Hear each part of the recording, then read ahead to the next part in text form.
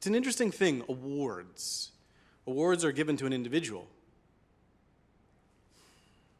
But individuals themselves, of course, don't achieve greatness, success.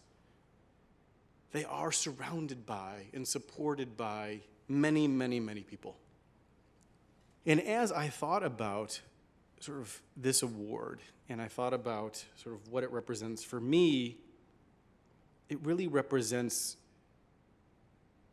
trying to bridge that gap between us and them. Most of my work obviously has been in Haiti, but it of course extends to the rest of the world. Because the us versus them gap is so easy. All of us in this room, almost all of us, have probably passed a homeless person on the street. Yes, sometimes we give money, yes, sometimes we don't. But as Heather once told me, no one ever grows up hoping to be asking for money on the street to total strangers. It's debasing, humiliating. And we, all of us in this room, probably at one time or another, have walked by. And I've done it, of course. I try to give money when I can, but of course I walk by too.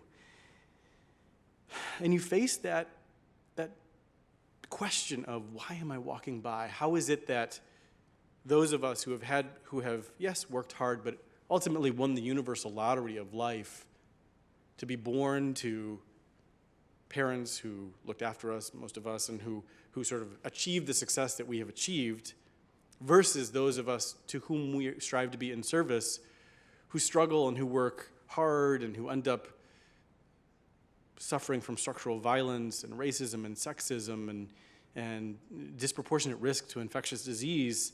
And it is daunting to think about how we can bridge that gap.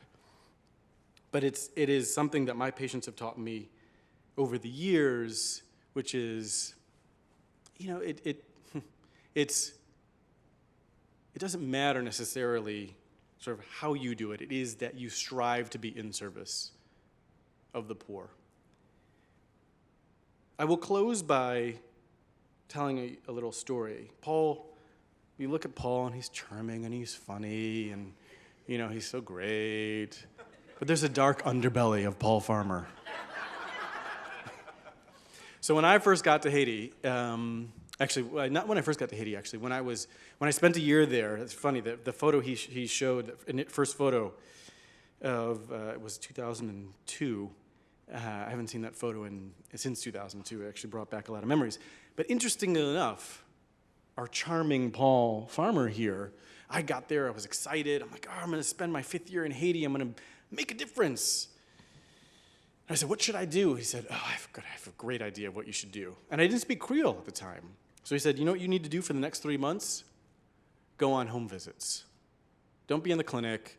Don't spend your time trying to actually do what you think you can do, i.e. medicine. Of course, I couldn't. I was a 5th-year medical student. So go spend time in the clinic. And that was, by far, the most influential 3 months of my life. Understanding my patients, understanding the suffering, understanding their lives, understanding where they came from, or at least attempting to.